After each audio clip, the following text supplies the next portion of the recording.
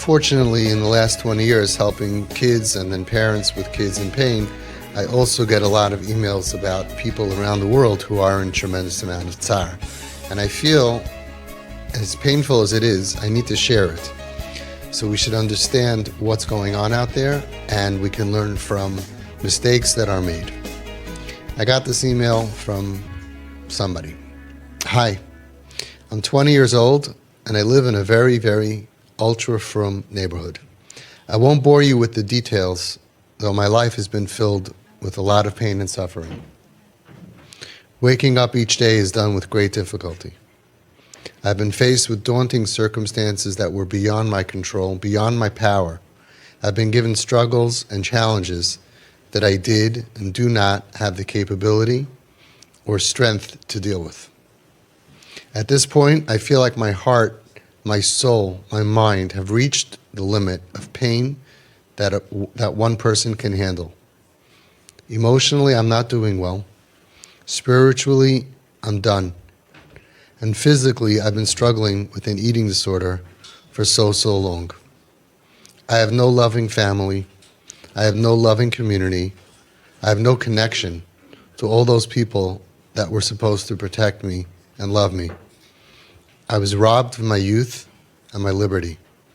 Freedom and innocence, safety and secureness.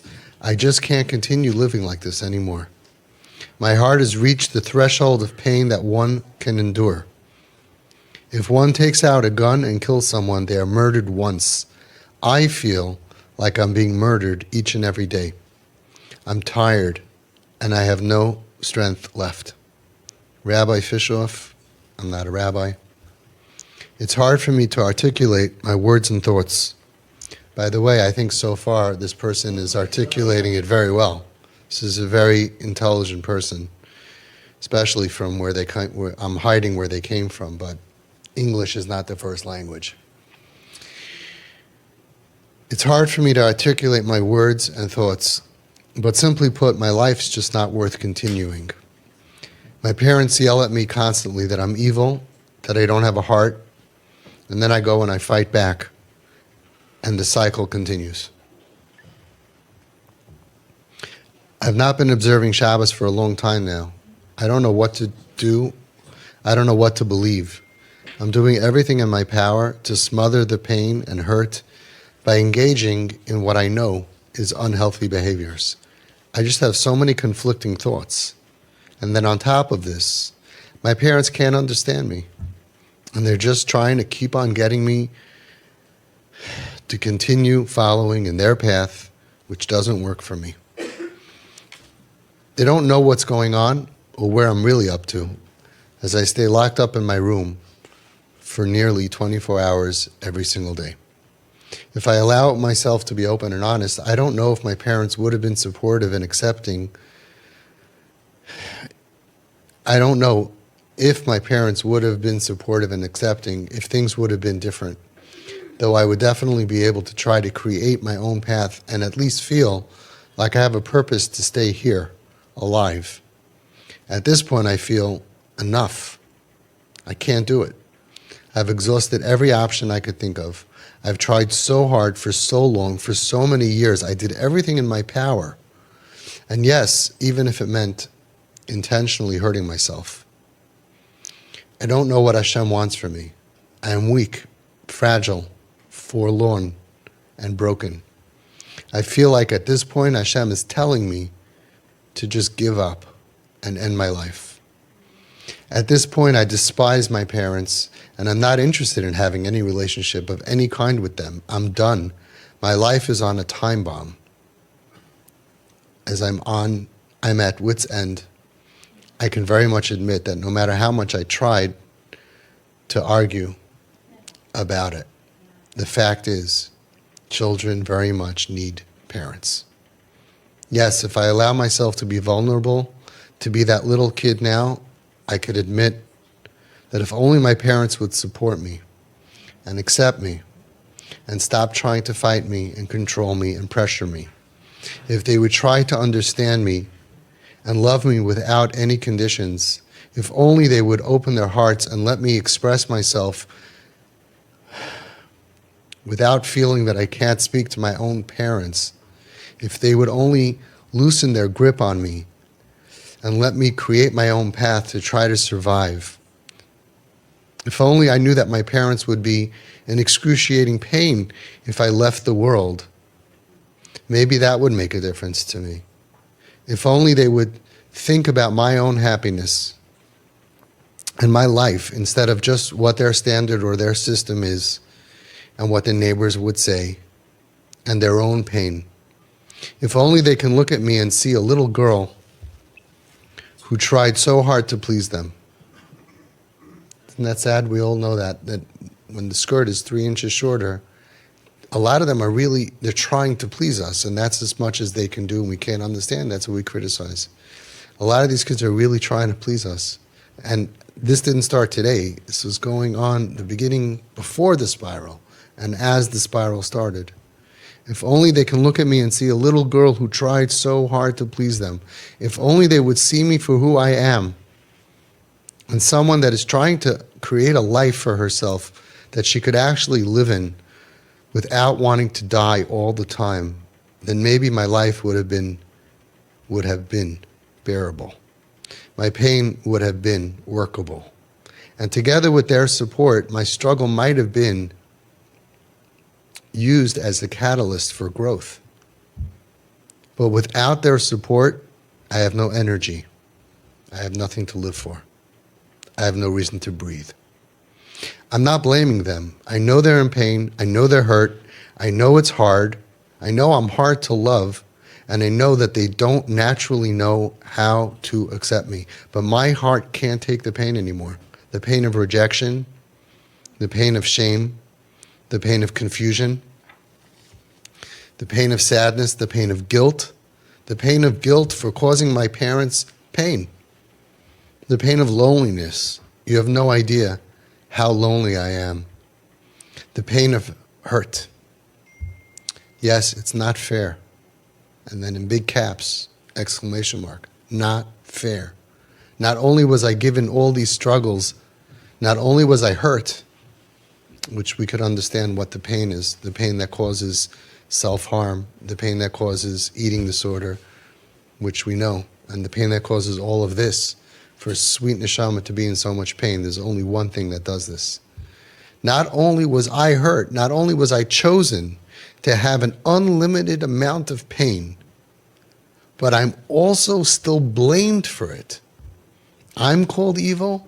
I'm the bad one by my own parents, parents that are supposed to love you, cherish you, care for you, support you, trust you, have your back, protect you, understand you. That pain of having my own parents turn on me is unbearable, and I have no more reason to live. Rabbi Fishoff, when I heard about you, I looked you up online and I started listening to your YouTube videos. And for the very first time in all these years, I felt that there is finally someone who understands me. Someone who knows exactly how I feel and think. Someone speaking my truth. For me personally, I don't think there's any hope left. My parents will never change their perception, and my life will just continue to be one struggle after the next. One more dark day, another dark day, until I just end it because I can't tolerate it anymore. But please, please relate to other parents that even though we try to present as independent and self-sufficient, beneath there's a young, innocent, and frightened girl just struggling so hard to survive. This is the pain of our dor. This is the pain of our generation, of thousands of kids. This pain, as far as I know, was not here in this world 30 years ago, 40 years ago. The world had changed. And we have to first understand and recognize how much pain can be. And somebody living in that amount of pain needs help. And there's nobody on this world that can help this kid besides mom and dad. I ran Home Sweet Home, and I worked with kids, and Baruch Hashem, we saved all those kids, all of them. And I realized that one hug from daddy, one hug from mommy, I love you, I'm proud to be your parent. These are not bad people. Can do more than it took a whole year and a whole team of people. And that's why, B'li Ayin Hara, Hashem should continue to bless our family. We have never had a suicide. And if we ever chas v'shalom rachmana litzlan al tiftach peh, if we ever do, we know it's not because we didn't give enough. It's because of the nebuch level of pain and tsar, and usually rape victims that are suffering so much. But so far, B'li Ayin Hara, in all the years, that's why what we do, we deal with pikuach nefesh, and we have the results. Hashem should help all of us out there, especially not in TP, to stop thinking about everything else that's not working, and realizing if you have a kid that's in this much pain, they're isolating, you trying stuff and it's not working, that the relationship is the only thing that matters. And this is das Torah from every authentic Rav and Gadol in all the generations. I'm putting together my book. I have over 6,000 quotes and stories. This is what the Chazon Ish said. It's what the Baal Shem Tov said. How dare people be merachik and murder children in the name of Torah, in the name of Hashem, when the Gedolim are saying no, only love. If you need help, get help. But don't murder your own child. Rachmana litzlan. These kids are in so much pain. I never met a kid with a spiritual problem. It's all about pain. Baruch Hashem, you guys are doing the right thing. Hashem should help you. But I know that there are people watching, and you think that you could save your kids watching videos. You can't.